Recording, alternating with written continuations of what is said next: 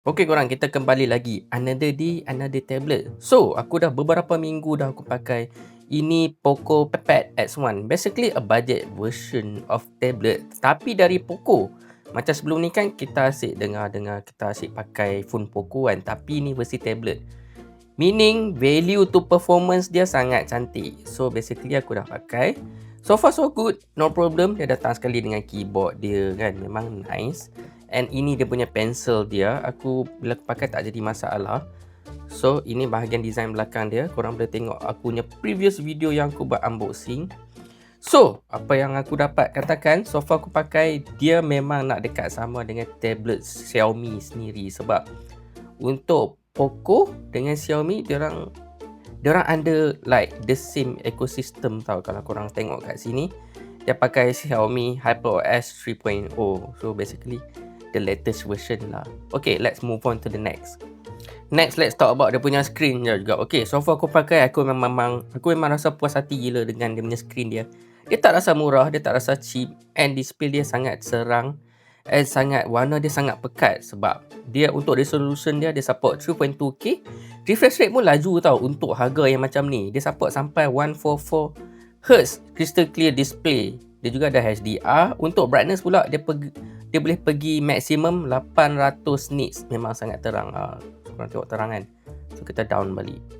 So aku sangat puas hati so far pakai untuk buat macam layan Netflix, layan video. Even pakai kat luar pun tak jadi masalah tau. Cuma satu kurang dia sebab display dia jenis yang boleh pantul macam tu. So meaning kalau korang buat kerja dekat luar kan, mungkin slightly korang akan nampak reflection sikit. So korang kena ubah kedudukan bagi duduk tempat yang tak ada reflection sangat. But dari segi brightness, refresh rate, screen quality, nice. Aku bagi thumbs up untuk tablet ni. Lepas tu pula, let's move on untuk performance pula. Okay, dekat dalam untuk processor dia pakai Snapdragon 7 Plus Gen 3.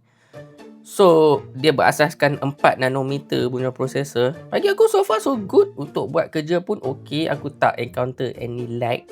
Dia ada beza tau kalau korang beli tablet yang memang budget. Dia akan rasa lag dia. Yang ni lebih kepada, aku boleh katakan hampir kepada flagship performance. Even aku main game pun dengan refresh rate dan laju, aku boleh rasa macam best. Aku tak rasa lag tu pun. So it's legit. Boleh main game, boleh buat kerja juga.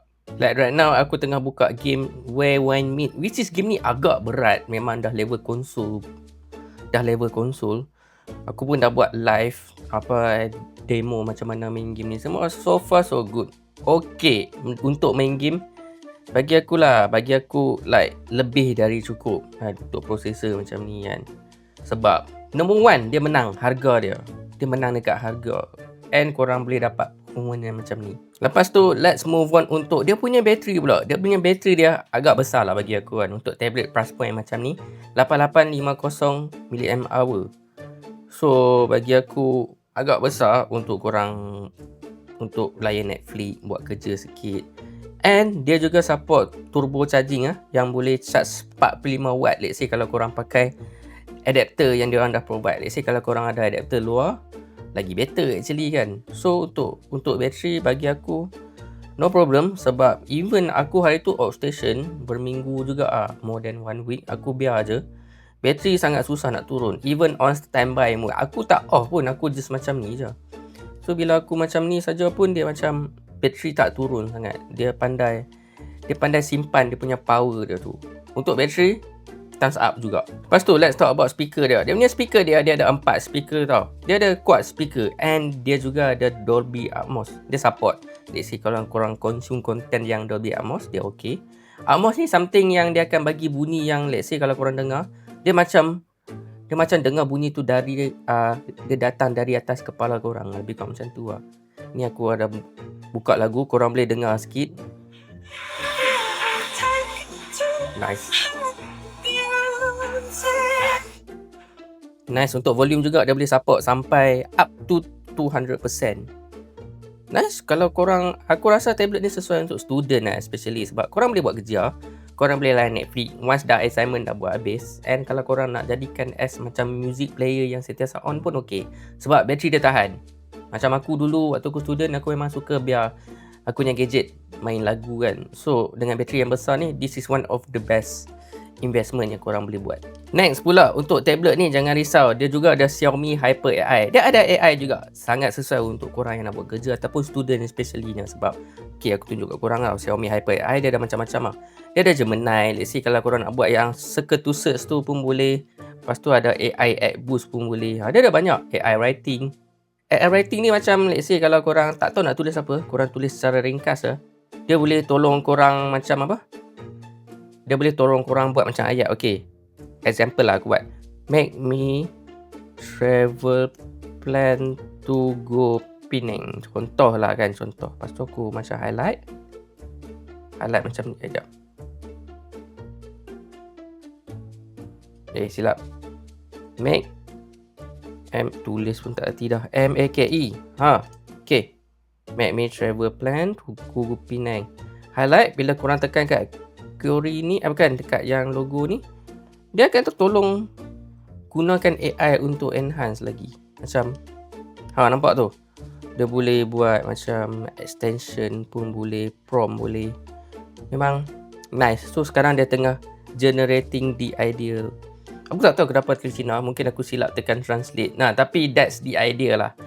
So let's say kalau korang banyak tulis nota, fungsi AI kat sini dia boleh banyak memudahkan korang punya penulisan, so that tak payah nak masuk web browser dah. Semua everything built in kat dalam sistem. Lepas tu pula, kalau korang nak access Google Gemini pun memang sangat senang. Korang just hold power button 0.5 second je macam tu dia dah keluar kat sini, so that korang boleh bertanya anything yang korang nak. So memang sangat senang lah bagi aku kan. So this is macam tu. Lepas tu pula dari segi visual, lock screen, tema pun dah upgrade. Memang ada banyak yang best-best. So, korang boleh tengok kat sini. Ada macam-macam pilihan dengan Xiaomi OS yang baru ni. So korang boleh tengok. Minimalist ada, macam garang-garang automotif pun ada. Macam ni pun ada. Dia ada banyak pilihan.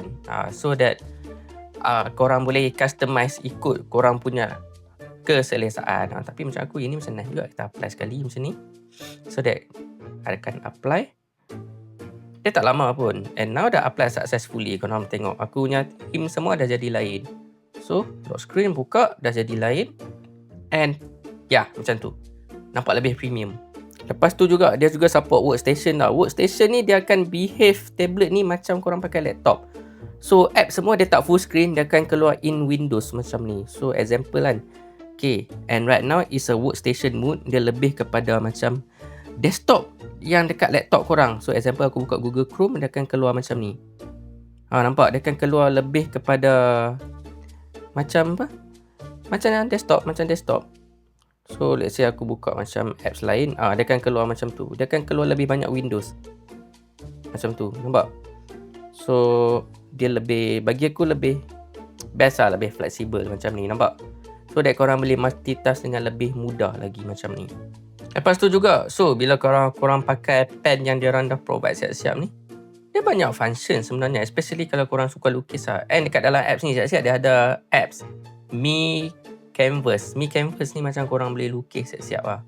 Korang boleh lukis siap-siap, so that macam let's say kalau korang nak berkarya, dah tak payah install a third party apps dah. Example kan, macam ni macam pen, lepas tu ada berus ni macam highlight. Lepas tu let's say aku nak tukar colour lain. Nice. Memang nice lah bagi aku.